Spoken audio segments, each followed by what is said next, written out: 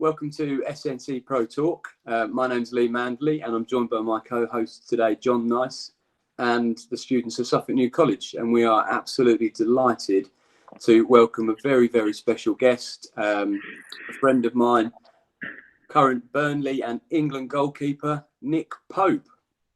Nick, good morning. Welcome. How are you? Good morning. I'm good, thanks. How are you? Yeah, really good. Thanks. Thanks so much for joining us. So, how's it going? How's the season going for you?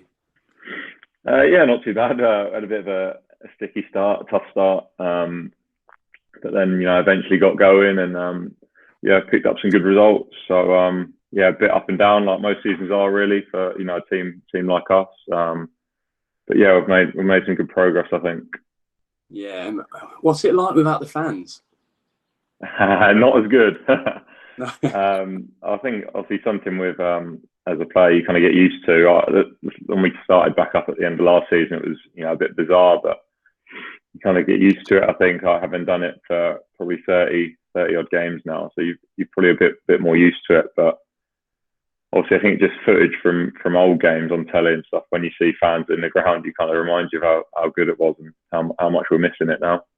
Yeah. And do you think it's helped players like yourselves who've come up through the sort of the non-league and stuff like that, having played in front of less players, to where you are now? Do you think maybe it's easy for somebody like yourself to adapt to that?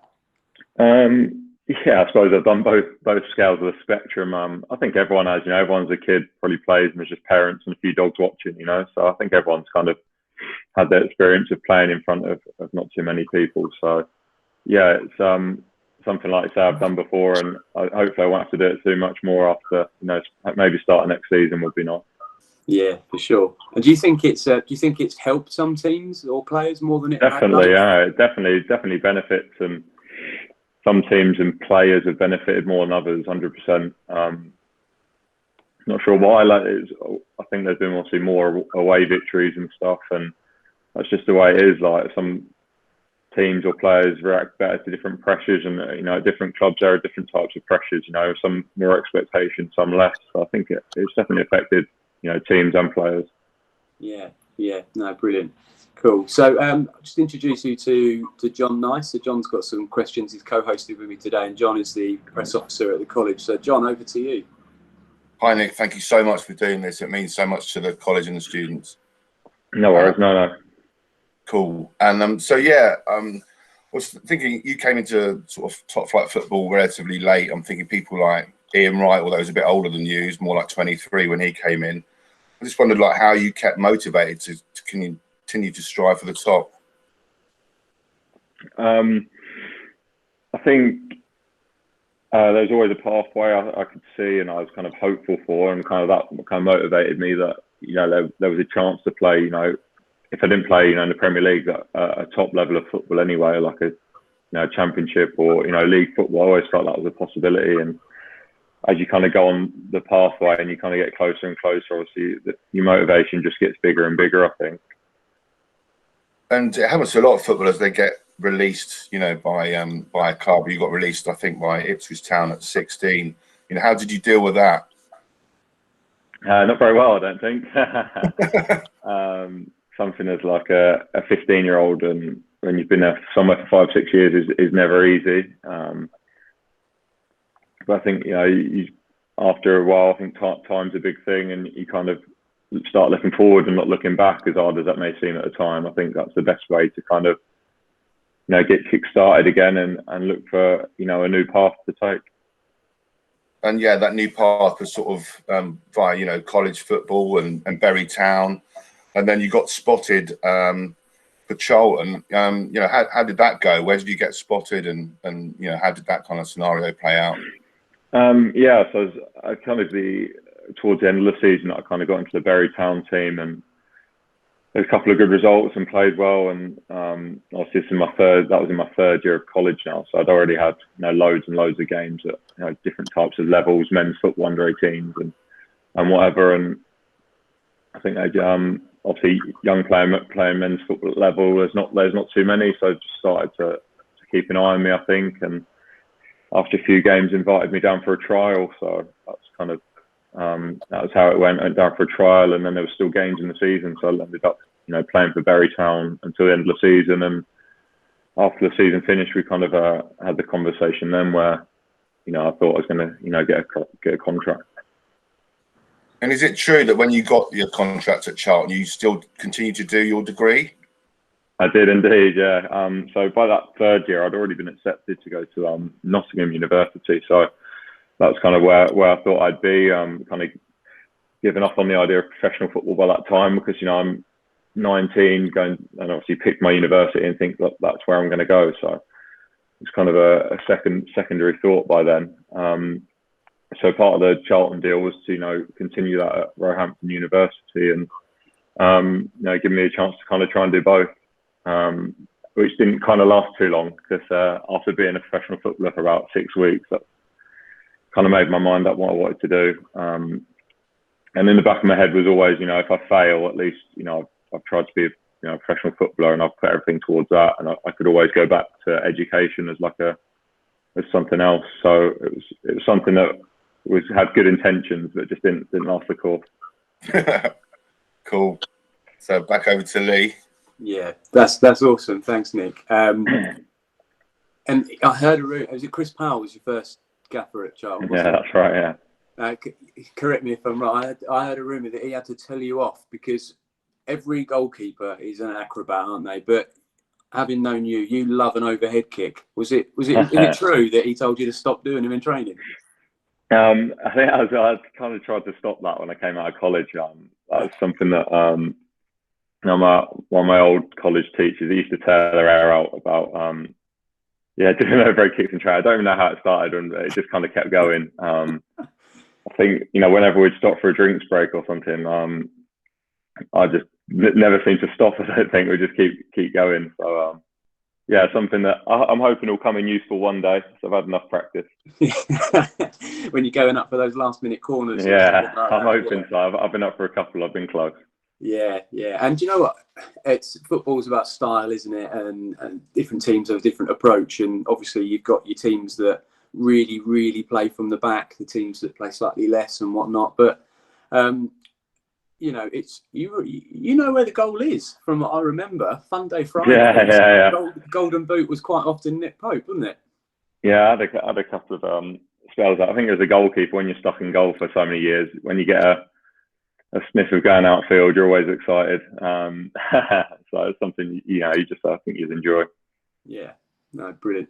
So look, let's talk about the start of that career when you were at Charlton and your debut. And if I'm right in understanding, that was made in 2013, your league debut. And how was that moment? What happened? When did you find out you were going to be on? And talk us through it. Yeah, so my debut came at the last game of the season, actually. I'd just been on loan at Cambridge United and played 9 or 10 games there. And the conference season finished before the championship season, as it was then. So when I finished my loan spell at Cambridge, there was still 2 or 3 games to go at my parent club, Charlton, in the championship. So for the last game of the season, just chucked me on the bench just as a bit of an experience. Nothing really meant by it. Just sit on the bench and have enjoy the day and being part of that sort of setup and whatever. And it was a bit of a dead rubber. I think we were playing Bristol City are already relegated, so we were mid-table quite comfortably. So it was no pressure on the game, even if I was to get on. And then midway through the second half, Bristol City have scored a goal and trying to save it, the goalie's picked up an injury. So led me to come on for 20 minutes of a championship game. And I think I was 20 at that time. So absolutely buzzing to make my championship debut. And after coming out of college football after a couple of years to be playing at that level was it was an unbelievable feeling to kind of finish that season having played conference football for the first time and feel like I'd done well, and then kind of finish the season on a high there was great. Brilliant. And you talked about your loans as well. Welling, Cambridge, York, Bury. You've had some really, really successful ones, and where you sort of really started to build that reputation of keeping clean sheets. Am I right in saying that I think at York it was something like 16 out of 24 games had clean sheets in them? Yeah, I think the loans are massive for me. I think the ones that don't go very well as well, I think are important. I was at Aldershot for 6 weeks and it was terrible. Like, I think conceded 9 goals in 3 home games and it was a nightmare.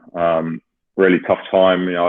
So when I went to Aldershot, I was travelling in and it took me 2.5 hours in the M25 every morning. And I was getting home after 2.5 hours sitting in rush hour both ways. You weren't having lunch at the club. It's just conference football and how clubs are run at that time. That's how it was. So I think coming off the back of that experience, having a terrible one, I think that made me learn a lot. And I learned from that wherever my next loan spell was, which was, lucky enough to be York City in League Two, that, I'd want to live close to the training ground. I'd want to live close to the ground, and I wanted to, look after myself better and give myself the best opportunity. Because when I was at Aldershot and the team was struggling and I was struggling, it was something that wasn't the best for me physically, but mentally wasn't the best as well. So I think that was something that came out of a really bad spell that helped me stand in good stead for the future spells that I had. Sure. And then a year or so later, you were breaking in and making yourself that number 1 at Charlton. Established in the Football League at that point, and then 2016 comes round, and all of a sudden there's these Premiership offers, these rumours. I mean, how much of those what was it like taking in that, you'd read in the paper, Tottenham, Burnley, whoever else are interested in Nick Pope? Yeah, exciting. We just been relegated out of the Championship, so but I felt like I'd done really well in that team, and obviously for myself, felt like it could possibly be a step forward for me to play every week in League One, and in a really big team and a really good team and high expectations, and hopefully get back into the Championship via that route would be not a bad career path for me. But obviously on the other side of the coin, you've got rumours of teams being interested, and obviously when it came to it, it was just Burnley really that were the ones that are really after me. And when opportunity comes like that, I think I had to push for it and had to take it.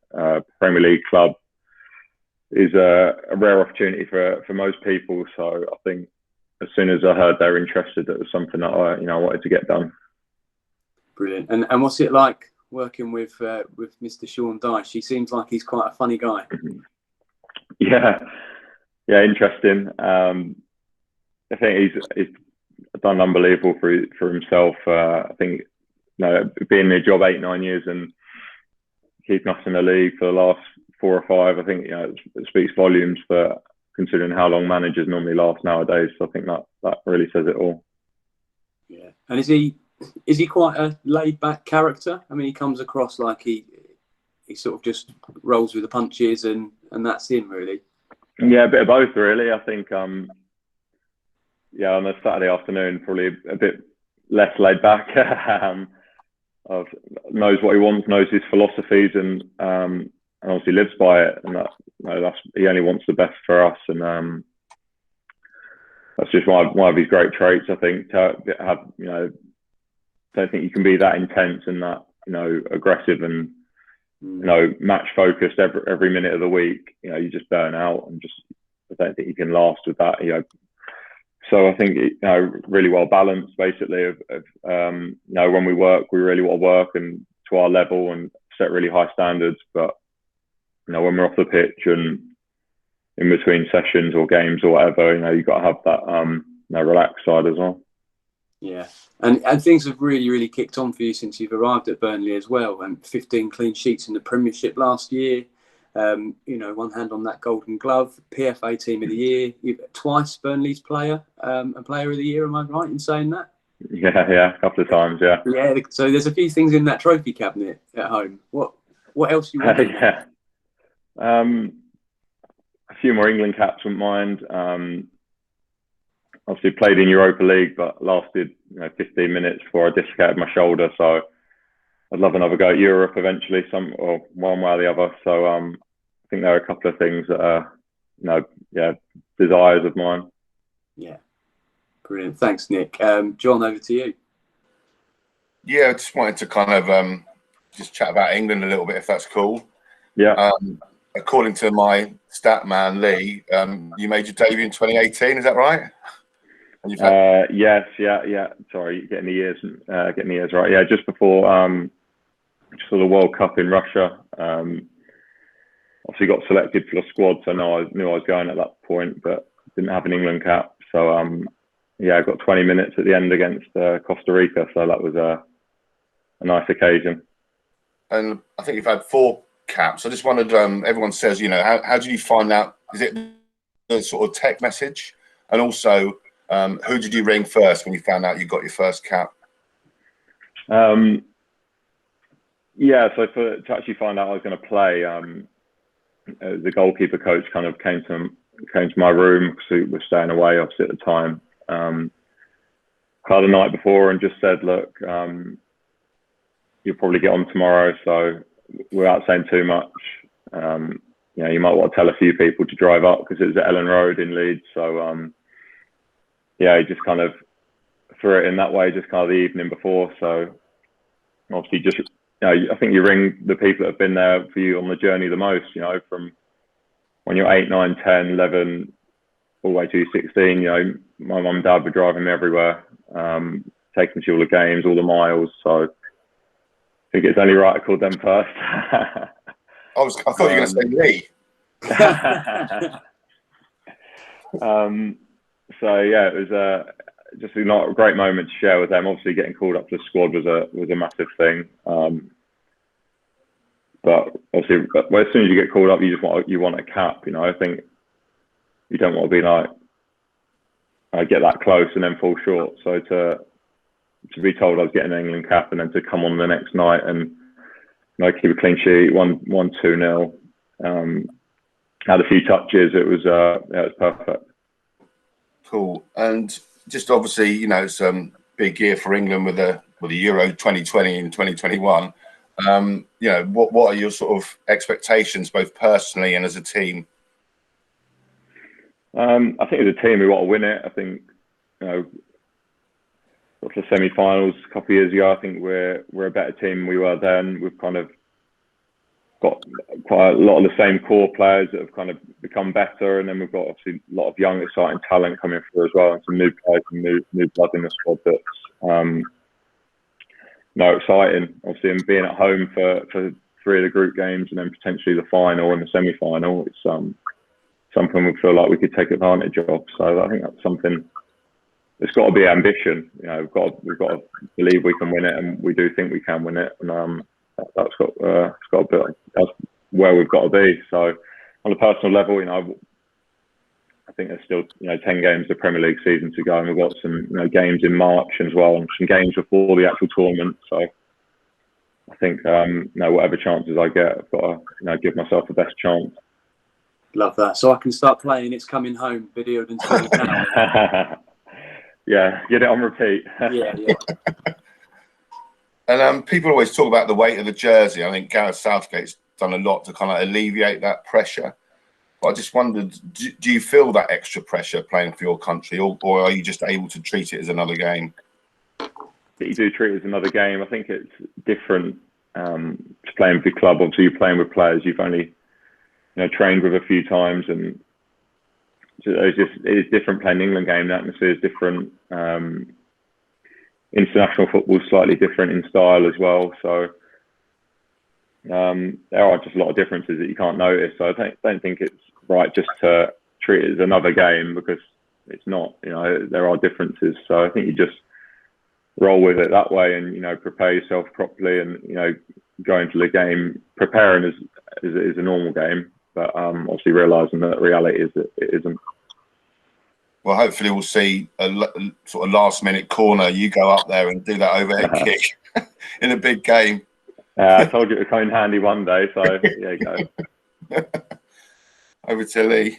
Brilliant. Nick, got a quick fire round. Okay, so I'm going to Yeah. ask you a couple of real quick questions. You just pick option A or B with it. So, Okay. number 1, time leagues at breakfast. Fry up or cornflakes? Fry up. Beatles or the Rolling Stones? Beatles. Oasis or Blur? Oasis. Golf or tennis? Golf. Rock or rap? Rap. Cool. What do you listen to? What's the tunes in the dressing room? Like it's kind of left in out of my hands, but yeah, just mad variety. I'd say I don't know how to describe it because you just got people from all ages and all backgrounds. So it's a wide scope. Yeah, cool. Holidays, beach or ski? Beach. Wembley or Turf Moor? Wembley. So I played at Turf Moor in front of a crowd. So it'd be good to play at Wembley in front of a crowd. Decent. The gaffer, is he boss, gaffer, sir? Gaffer, yeah, gaffer. Yeah. On your downtime, film or football? Oh, I'd love to say film, but yeah, football. FIFA or Pro Evo? FIFA. Xbox or PlayStation? PlayStation. Lords or a day out at Newmarket? Oh, Newmarket. And probably the most important question of the day, pineapple on pizza, yes or no? That's a no from me. Ah, that's it. I'm sorry. It's a no. Yeah. Brilliant. Thanks, mate. Look, we've got some questions from some of the students. So, Hayden, if you want to step in, you're up. All right, sweet. Hi, Nick. So my question for you is, who is the worst and best dressed at Burnley? Oh, wow. It's easy to think of worst dressed. I think there's a bigger scope of bigger category. I go Ashley Barnes for worst dressed. Simply he came in like the other day and he had like I don't know, they looked like skiing trousers and they had like 4 different colours on. It was bizarre.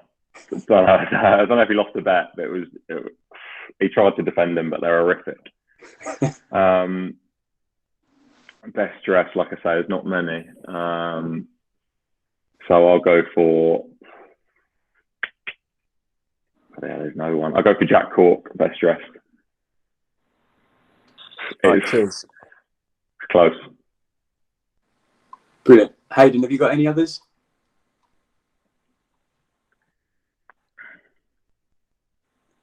Oh, he's gone silent. In the England team, Nick, who's your best mate? Good question. I think it's kind of a group of us, really. Who kind of all like do similar things in the evening together, all sit together at dinner. I get on well with Pickford actually. Although obviously you competing for the same shirt. We've obviously been in every squad that I've been in, he's been in, and we've obviously trained together a lot, and we get on really well. So yeah, I get quite a few lads, considering obviously no Burnley players get called up at the minute. Kind of nice to see other people, to be honest. Yeah. And who's the hardest in the England team? Don't really do that in football anymore, do we, as much? So I've had a 50-50 tackle, I'd say probably Declan Rice. I wouldn't go with him. Yeah, and the fastest? Carl Walker. Yeah. And what about the Joker? Who's the funny guy?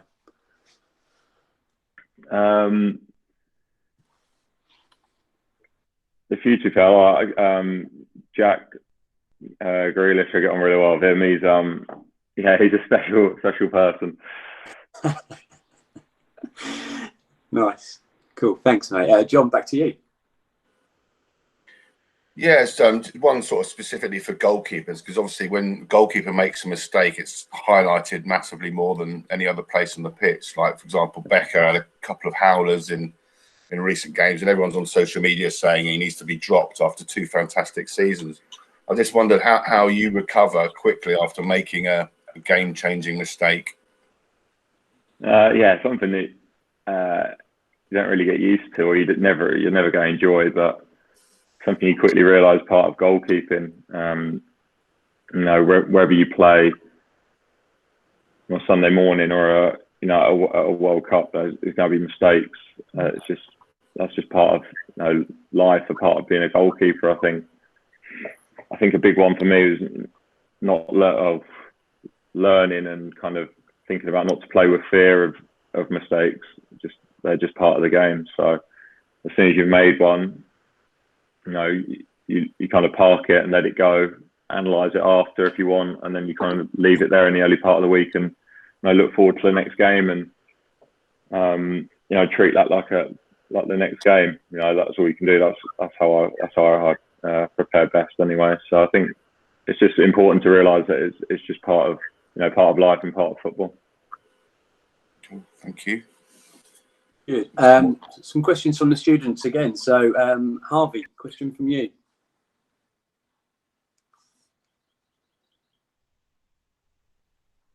This is when he turns his mic on. Yeah, sorry, it wouldn't let me turn my mic on. That's all right.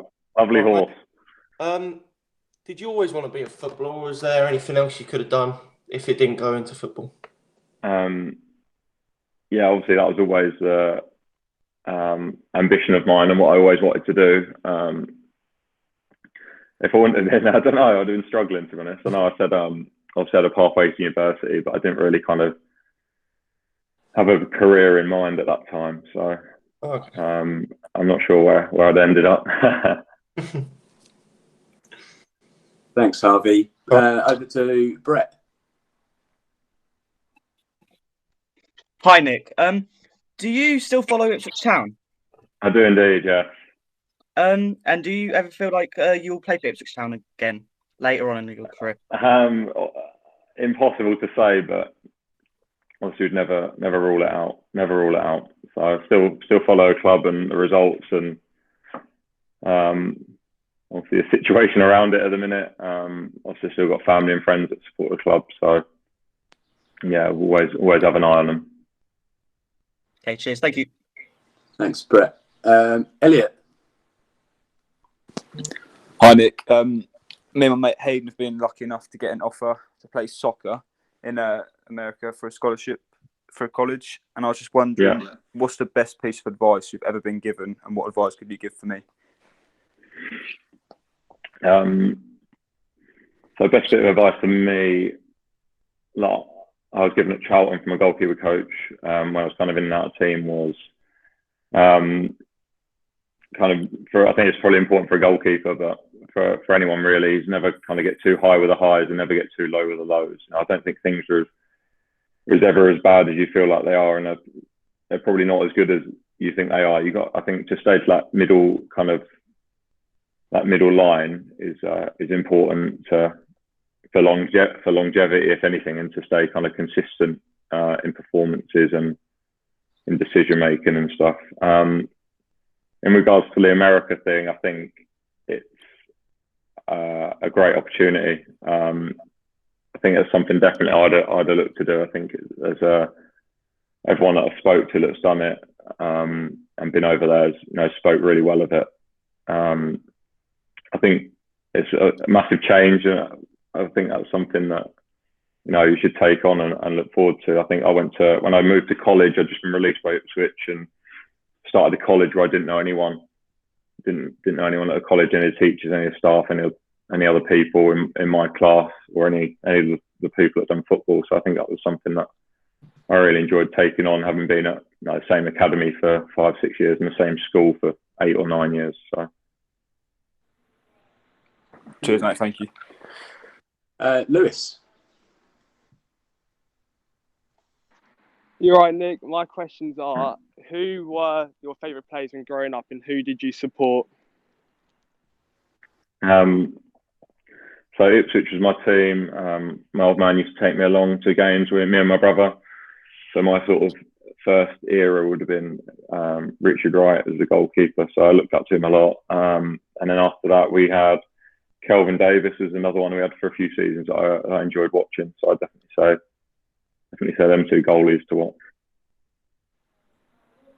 Brilliant. And then Alfie, please. Hi, Nick. I'm a goalkeeper as well. What kind of tricks do players try to play on you during corners to try and put you off? Everything really. Obviously, step on your toes. Obviously, just standing in your way. I think that's probably quite a big part of set pieces nowadays in corners, is stopping the goalkeeper coming to get it. It gives them obviously a greater chance of scoring. So I think if they're playing a corner to the back post, they'll try and block you on the backside. I think that's kind of part of football nowadays. And and it always has been, being you know, a physical part of the game, which there's not a lot of at the minute. So I think the best thing for me is to, I think, be positive with your starting position and with your like attitude and wanting to come for the ball. And you're always more likely to get a foul that way as well, rather than just stand on your line and screaming. I think having the attention to come for the ball or trying to get to the ball, you're always more likely to, because then they'll have to move to foul you as well, rather than just standing still. Cheers. Also, I've got another question. Do you believe in the goalkeeper union, or do you want other keepers to like make it so you can play? No, I do believe in the union. Obviously, when you're out of the team, it's important to support who's playing, and when you're in the team, you that's how you'd want it, I think. So I think there's kind of that mutual respect. I think that benefits yourself, you know, to train. You got to train as hard as you can every day and kind of push that person. If you're not playing, that's what you got to aim for. So I think the union's a good thing. Also, lastly, who's had the hardest shot that you've faced? Harry Kane, I think, yeah, in training and in the game, by a little bit, quite a distance. Brilliant, thank you. So maybe that comes into this. Who would you say are the best players that you've played against? Yeah, so I say him, Aguero, De Bruyne. I'll say Coutinho, because I didn't realise how good he was until I made my debut against Liverpool, my full debut away, and he played, and he ran the game for 90 minutes. So I always say him because I didn't realise how good he was until I played against him. And do you ever still get starstruck? Have you ever come up against or across anyone in the game and gone, "Oh my God, I've just met so and so"? No, not really. I think you get kind of sensitized to it. So you kind of lose that quite quickly, I think, in football, and just you just get on with it, I think. Yeah, great. John? Oh. Mike. Sounds like a good one. Yeah, Mike on, John.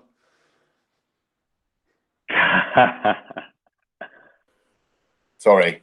That's the most overused phrase in lockdown, isn't it? Turn your mind on. So, sorry, you still remember your roots as evidenced by supporting us today. So thank you very much. In terms of Suffolk, what does the county mean to you? And also, do you have a favourite restaurant or pub in Suffolk? Question. Yeah, obviously it means a lot to me. A lot of my friends and family are kind of, you know, Suffolk or, you know, Cambridgeshire, just across the border. So it's somewhere I always call home, and I always look to come as often as I can, which is obviously difficult nowadays, especially at the minute. But somewhere I obviously look forward to coming back to whenever I get the chance. As for favourite pub or restaurant, hard to say, because I haven't been in a while, to be honest. So I'd say I'll go for pub. The Maid's Head, that's my local, so I'll go for there. No. Thank you. Yeah. And then in the last one, mate, what piece of advice would you give to our sports students at Suffolk New College in terms of making sure that they can fulfil their career dreams? I think important to find out what you want to do. You know, there's a long work life ahead of you. I think to find something you're actually passionate about and you actually want to do. The alternative being working 9 till 5 in something you don't like doing. I think that's a massive thing, to find out what you actually want to do, and then have the drive and passion for something that will fulfill you more than anything else, and take you further in your career than doing something you don't like doing, basically. Because how are you going to find motivation or ambition for something you don't basically like? Thank you. And what have you started thinking about a career after football? What's next for you? No, I'm trying to hang on to this one as long as I can, and then see where it takes me. Yeah. I mean, do you see yourself in the future maybe as a coach and manager? You see players like Lampard, stepping into it? I don't think I do. I don't. No, probably be away from football. I think, if I'm honest, if you put a gun to my head right now, I'd say that my next career would be away from football. I can't see myself doing it. That's just me. I think by the time I finish, I'd been in football a long time, so probably be a nice time for a change. Very good. So the last sort of thing, any questions from the floor? Any students who've got any burning questions for Nick?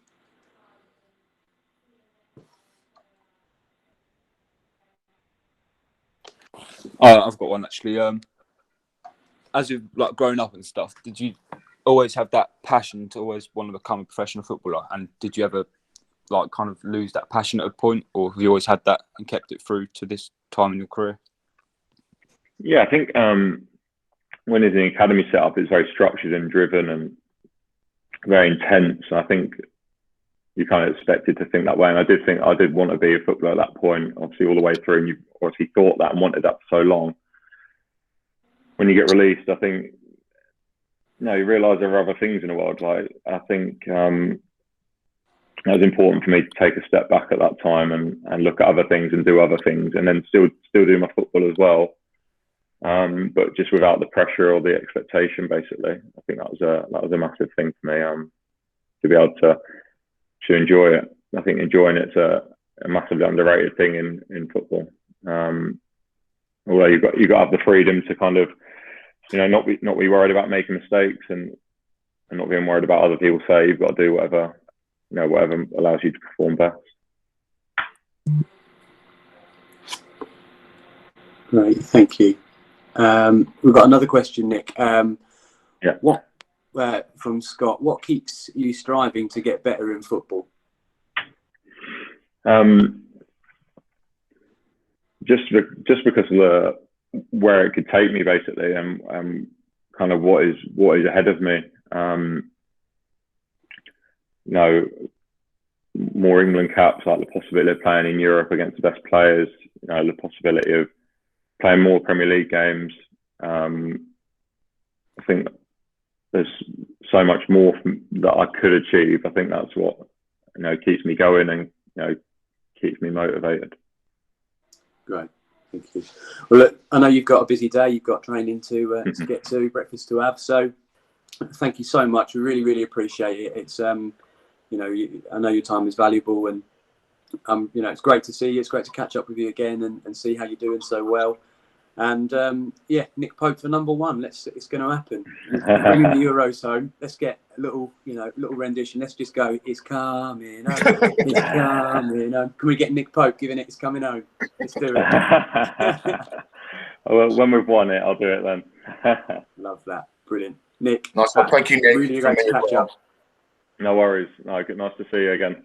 Yeah, you take care, mate. Have a good day. All right. Take care. Speak to you later. Cheers, mate. Bye-bye. Cheers, bye.